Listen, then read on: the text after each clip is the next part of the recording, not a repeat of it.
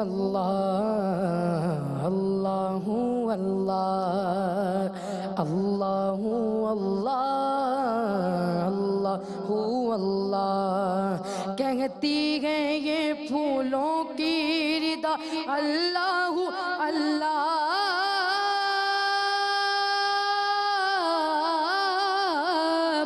اللہ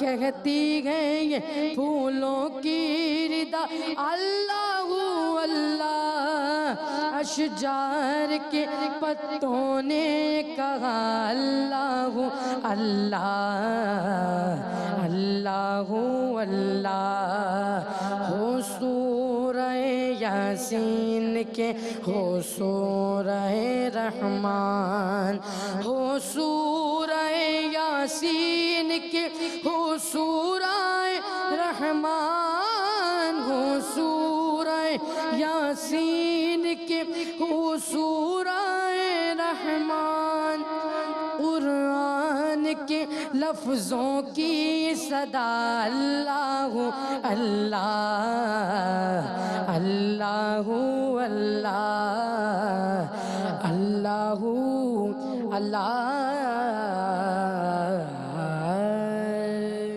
جی بسم اللہ الرحمن الرحیم. آج ہمارا خصوصی پروگرام ہے دو نور والے اور اس کی پہلی قسم میں آپ تمام کو خوش آمدید. آج کے پروگرام میں ہمارے ساتھ ننھے منھے بچے بھی موجود ہیں. آج کے پروگرام میں تھوڑے اس سے بڑے بچے بھی موجود ہیں, یعنی کہ بچے بھی ہیں, بچیاں بھی ہیں. اور آج کے پروگرام میں ہم ان سے گفتگو کریں گے سفیر نبی کے حوالے سے, حضرت عثمان غنی رضی اللہ تعالیٰ عنہ کے حوالے سے. انہیں مختلف واقعات بھی سنائیں گے, انہیں کچھ فوٹیجز بھی دکھائیں گے, اور پھر بچوں سے بھی ہم کوشش کریں گے کہ کچھ انپٹ لے سکیں اور دیکھیں کہ بچے آج کل کے وہ کتنا جانتے ہیں ہمارے اسلاف کے بارے میں, ہمارے اصحاب کے بارے میں. ان بچوں کو کس قدر معلومات ہے, اور جو واقعات آج یہ سنیں گے پھر اس میں ان کی دلچسپی کس قدر ہوتی ہے, وہ اسے کس طور پر سمجھ پاتے ہیں. آج کے پروگرام میں ہمارے ساتھ جناب سید حسان اللہ حسینی صاحب بھی تشریف رکھتے ہیں. نوجوان ہیں, بہت ہی ٹیلنٹڈ لڑکا ہے ماشاءاللہ, اور بہت خوبصورت نعتیں یہ پڑھتے ہیں. مختلف محفلوں میں ہم حسان کو سنتے ہیں, اور کیو ٹی وی سے بھی کافی عرصے سے وابستہ ہیں. رمضان میں جو بچوں کا پروگرام ہمارا چاند و تارے ہوا کرتا تھا, اس میں بھی یہ ریگولرلی موجود ہوتے تھے. تو حسان سے بھی ہم نعت بھی سنیں گے اور واقعات میں بھی حسان ہمارے ساتھ رہیں گے. تو بچوں آپ سارے تیار ہیں نا آج یہ واقعہ سننے کے لیے, اور حضرت عثمان غنی کے حوالے سے آپ جو کچھ پڑھ کر آئے ہیں یا آپ کو جس کے بارے میں پہلے سے معلومات ہے وہ مجھے بتانے کے لیے ہیں؟ بھائی سارے تیار ہیں؟ تو آج میں سب سے پہلے آپ کو کچھ فوٹیجز دکھاؤں گا, کچھ ویژولز دکھاؤں گا, پھر ہم بڑھیں گے اپنے واقعے کے جانب. ٹھیک ہے جی؟ تو یہ اسکرین پر اس وقت ویژولز آپ کے لیے چل رہا ہے. آپ تمام بچے اسے غور سے دیکھیں, پھر ان ویژولز کے حوالے سے آپ سے سوال بھی پوچھا جائے گا. جی تو یہ ویژول آپ کی اسکرین پر اس وقت آ رہا ہے. اللہ سے کیا پیار ہے عثمان غنی کا, اللہ سے کیا پیار ہے عثمان غنی کا, میرے عثمان غنی کا. محبوب خدا یار ہے عثمان غنی کا, محبوب خدا یار. ہاں بھائی فوٹیجز آپ تمام بچوں نے دیکھ لی ہیں. اب اس کے حوالے سے میں سب سے بنیادی سوال پوچھتا ہوں کہ اس فوٹیج میں آپ نے دیکھا کیا, کیا چیز تھی اس فوٹیج میں؟ کون بتا سکتا ہے؟ جی آپ بتائیں. اس میں جو کمپوننٹ جو مین وہ تھا. ہاں کیا تھا اس میں؟ کنواں جو ایک کنواں سب سے پرومنٹ. اچھا کوئی بچہ یہ بتا سکتا ہے کہ چونکہ واقعہ بھی حضرت عثمان کے حوالے سے ہم نے سننا ہے اور ایک کنواں بھی ہے, تو کیا کوئی بچہ بتا سکتا ہے کہ یہ کنواں کون سا تھا؟ چلیں اس کے بارے میں آپ کو بتا دیتا ہوں کہ یہ کنواں کون سا تھا. اصل میں یہ جو کنواں تھا نا, اس کنویں کا نام ہے حدیبیہ.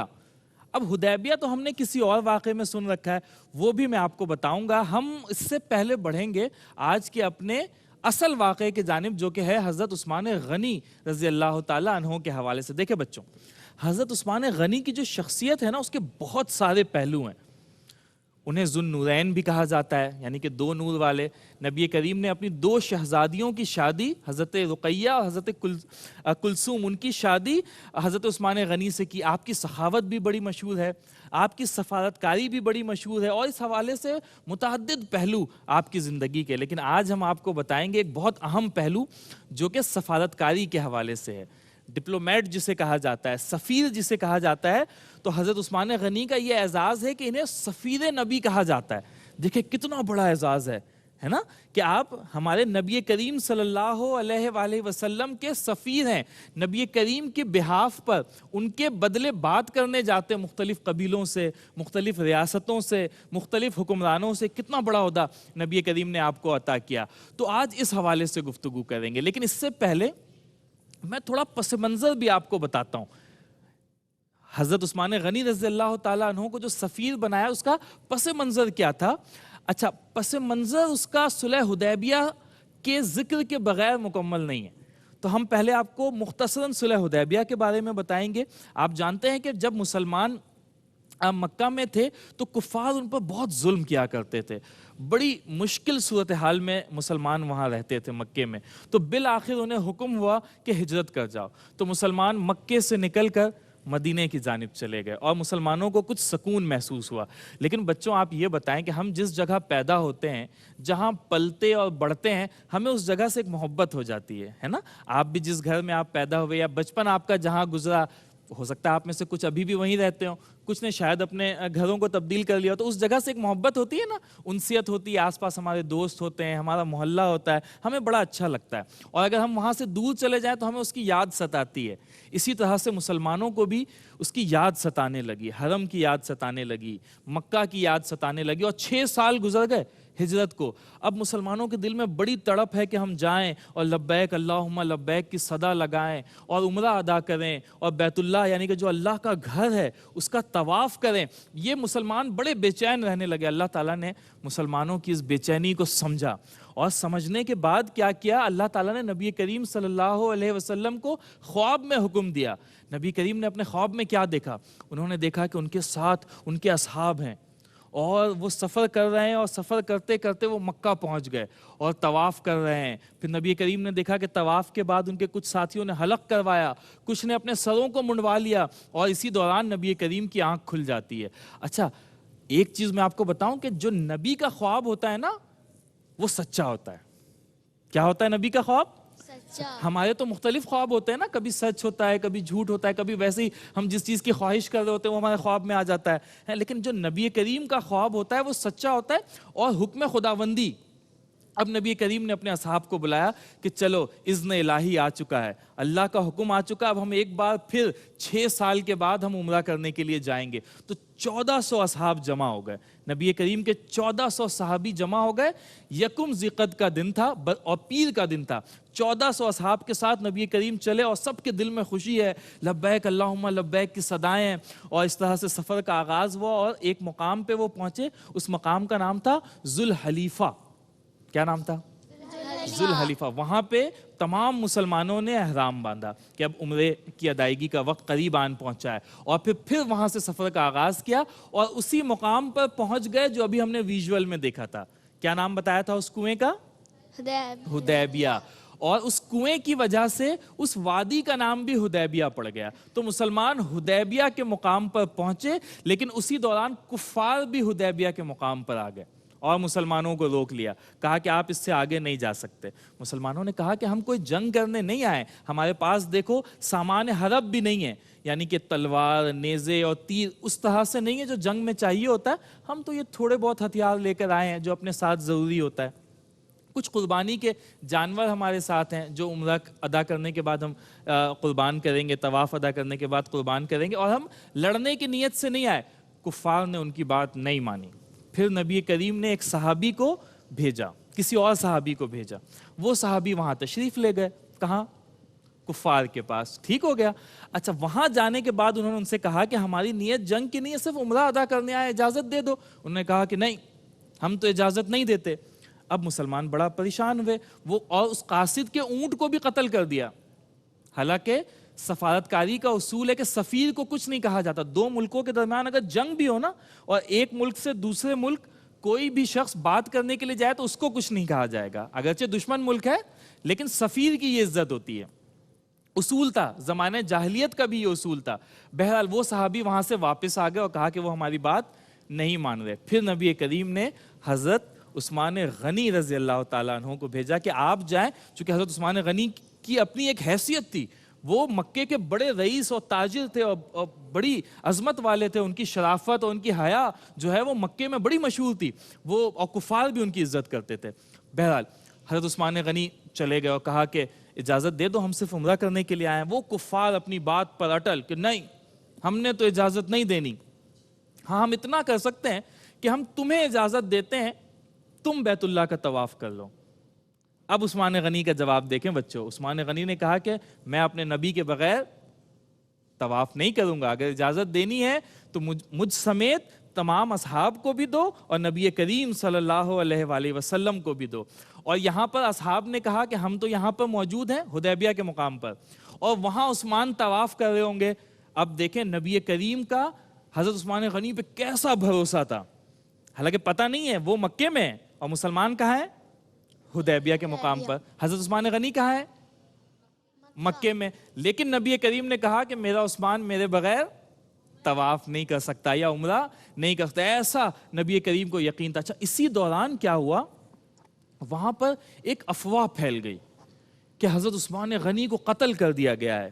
کفار نے اب یہ خبر جیسے ہی مسلمانوں کو ملی, اور وہ نبی جو رحمت للعالمین تھے وہ جلال میں آ گئے, غصے میں آ گئے اور کہا کہ ہم عثمان کا بدلہ لیے بغیر یہاں سے نہیں جائیں گے. انہوں نے تمام اصحاب کو جمع کیا, اور اس زمانے میں ایک چیز ہوتی تھی اسے کہتے تھے بیعت کرنا, یعنی کسی سے یوں سمجھ لیں آپ لوگوں کے لیے کہ پرومس کرنا. اور تمام اصحاب سے کہا بتاؤ تم حضرت عثمان کا بدلہ لوگے؟ تو تمام اصحاب نے کیا کہا کہ بالکل ہم حضرت عثمان کا بدلہ لیے بغیر یہاں سے نہیں جائیں گے. جب تمام اصحاب سے بیعت ہو گئی, پھر نبی کریم نے اپنا داہنا ہاتھ یعنی کہ سیدھا ہاتھ رائٹ ہینڈ اپنا آگے کیا, اور اپنے بائیں ہاتھ کو اس ہاتھ پر رکھ کر فرمایا کہ یہ بیعت عثمان کی جانب سے ہے. اور اس پورے واقعے کو بیعت رضوان بھی کہا جاتا ہے.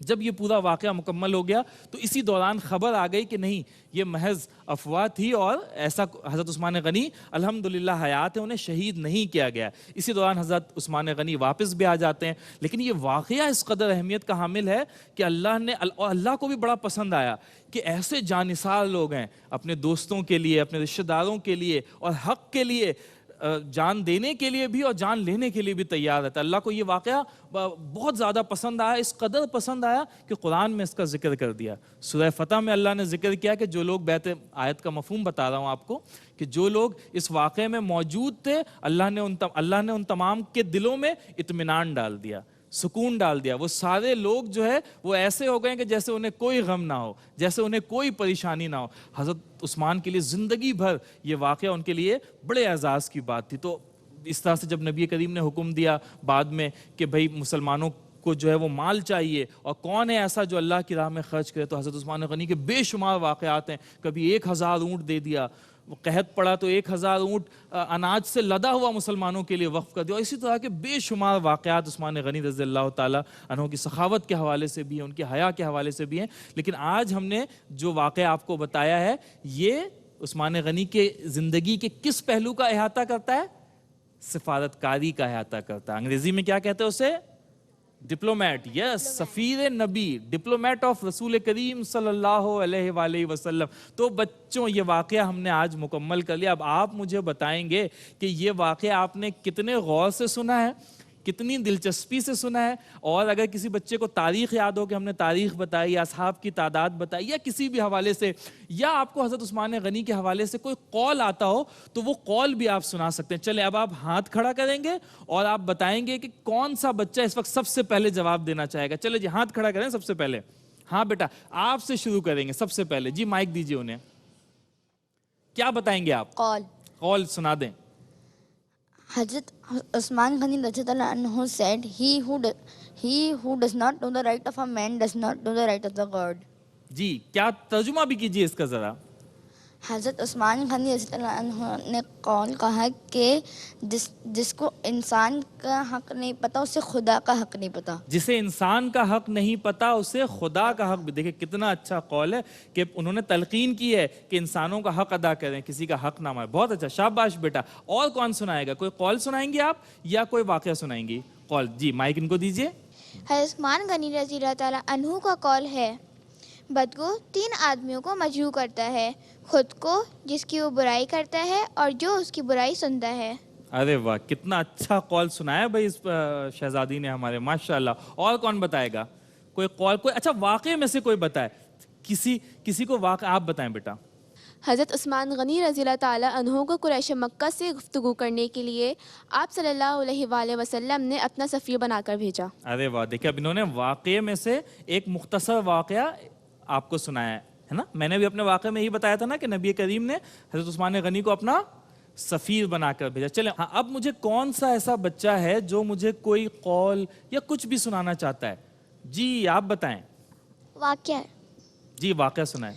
آپ صلی اللہ علیہ وسلم کے بغیر حضرت عثمان غنی رضی اللہ تعالیٰ عنہ نے کعبے کا طواف بھی نہیں کیا تھا. ہاں, اب دیکھیں انہوں نے یہ قول کس واقعے سے بتایا ہے؟ اسی صلح حدیبیہ کے واقعے سے. اور اس کے بعد کہ حضرت عثمان چاہتے تو اکیلے کر لیتے ہیں, اتنی برکتوں والا کام ہے کہ کعبے کا طواف کرنا ہے, عمرے کی ادائیگی, لیکن نبی کریم کے بغیر انہوں نے یہ کام کرنا بھی گوارا نہیں. کہ اسی واقعے یعنی کہ آج جو ہمارے بچے بیٹھے ہیں انہوں نے واقعات کو بڑی دلچسپی کے ساتھ سنا ہے, اور دیکھیں اس واقعے کو بھی بتا رہے ہیں, اس کی جو الگ الگ مطلب شارٹ کلپس یوں کہہ لیں نا کہ اس کی شارٹ کلپس بھی ہمیں الگ الگ کر کے سنا رہے ہیں. بھائی زندہ باد. چلیں اور کون سا بچہ ہے جو کوئی قول سنائے گا یا کوئی واقعہ سنائے گا؟ آپ سے لیتے ہیں بیٹا. ہمارے پیارے نبی کا واقعہ سنتے ہی صحابہ کرام کے دلوں میں محبت کی چنگاری بھڑک اٹھی اور وہ خانہ خدا کی زیارت کے لیے بھرپور تیاری میں مصروف ہو گئے. نبی کریم صلی اللہ علیہ وسلم یکم ذوالقعدہ 6 ہجری بروز پیر 1400 افراد کے قافلے کے ساتھ مکہ کے لیے روانہ ہوئے. ارے واہ بھائی, اس بچی کو تو تاریخ بھی یاد ہے, دن بھی یاد ہے, سن بھی یاد ہیں اور پوری تعداد بھی یاد ہے کہ 1400 اصحاب کے ساتھ. بھائی سارے بچے ان کے لیے مل کر کہیں گے سبحان اللہ, کہیں سبحان اللہ. سبحان اللہ. Very good. چلیں اب اور کون سا بچہ ہے یا بچی ہے جو مجھے کچھ سنانا چاہتا ہے حضرت عثمان کے حوالے سے؟ جی آپ سے سنیں گے. ذوالنورین حضرت عثمان غنی رضی اللہ تعالیٰ عنہ کا لقب ہے. ارے واہ, ذوالنورین حضرت عثمان غنی کا لقب. اچھا, یہ واقعے میں بھی آیا اور آج کے ہمارے پروگرام کا ٹائٹل بھی ہے ذوالنورین. کیا مطلب ہوتا ہے اس کا؟ کون بتائے گا؟ ہاں آپ بتا دیں برابر میں, شاباش, جلدی سے. 2 نور والے. 2 نور والے. ویسے کیوں کہتے ہیں 2 نور والے؟ یہ کون بتائے گا؟ آپ ہی بتا دیں, شاباش. کیونکہ آپ صلی اللہ علیہ وآلہ وسلم نے اپنی 2 صاحبزادیاں ان کی شادی حضرت عثمان سے کروائی. بھائی واہ, آج کے بچے تو بہت انٹیلیجنٹ بھی ہیں, ذہین بھی ہیں, اور ان کی میموری بھی بڑی اچھی ہے اور بڑی اچھی یادداشت ہے. اور واقعہ سن کر, ہم تو جب آپ کے اتنے بڑے تھے تب تو ہمیں یہ واقعات ایسے یاد ہی نہیں ہوتے تھے, تو آپ آگے چل کے کچھ بڑا کام کریں گے, ہیں بھائی؟ چلیں اور کوئی ہے جو کچھ سنانا چاہتا ہے, کوئی واقعہ یا کوئی قول سنانا چاہتا ہے؟ چلیں ہم آپ سے پوچھیں گے. صلح حدیبیہ تاریخ اسلام کا ایک اہم واقعہ ہے. بہرحال آج کے واقعات ہم نے آپ کو سنائے اور آپ سے بھی بڑا اچھا انپٹ لیا. بہت مزہ آیا ہمیں کہ آپ بچے اس قدر دلچسپی رکھتے ہیں, اور ہمیں بڑا اطمینان بھی ہوا, بڑی خوشی بھی ہوئی کہ ہماری جو نسل نو ہے وہ اپنے اسلاف کے بارے میں, اپنے اصحاب کے بارے میں اس قدر جانتی ہے اور دلچسپی رکھتی ہے, اور وہ آج کل کی جو چیزیں ہیں اس کے ساتھ ساتھ اپنی تاریخ سے بھی آگہی رکھتی ہے, اور یہ بڑی خوش آئند بات ہے. پروگرام اپنے اختتام کو پہنچا ہے, آپ سے رخصت چاہیں گے, لیکن جانے سے پہلے حضرت عثمان غنی رضی اللہ تعالیٰ عنہ کے حوالے سے ایک منقبت بھی پروگرام میں شامل کریں گے. اسی دعا کے ساتھ آپ سے اجازت چاہتے ہیں کہ رب تعالیٰ آپ کو ایسا عروج, ایسی بلندی عطا کرے جو کبھی زوال آشنا نہ ہو. اپنے میزبان ڈاکٹر سید ایمان ودود کو اجازت دیجیے. اللہ حافظ. اللہ سے کیا پیار ہے عثمان غنی کا, اللہ سے کیا پیار ہے عثمان غنی کا, میرے عثمان غنی کا. محبوب خدا یار ہے عثمان غنی کا, محبوب خدا یار ہے عثمان غنی کا. گرمی پہ یہ بازار گئے عثمان غنی کا، میرے عثمان غنی کا، اللہ خریدار ہے عثمان غنی کا، اللہ خریدار ہے عثمان غنی کا، اللہ خریدار ہے عثمان غنی کا۔ سرکار سے پائیں گے مرادوں پہ مرادیں، مرادوں پہ مرادیں، سرکار سے پائیں گے مرادوں پہ مرادیں، مرادوں پہ مرادیں۔ دربار یہ دربار ہے عثمان غنی کا، دربار یہ دربار ہے عثمان غنی کا۔ رک جائیں میرے کام حسن ہو نہیں سکتا، حسن ہو نہیں سکتا، رک جائیں میرے کام حسن ہو نہیں سکتا، حسن ہو نہیں سکتا۔ فیضان مددگار ہے عثمان غنی کا، فیضان مددگار ہے عثمان غنی کا۔ اللہ سے کیا پیار ہے عثمان غنی کا۔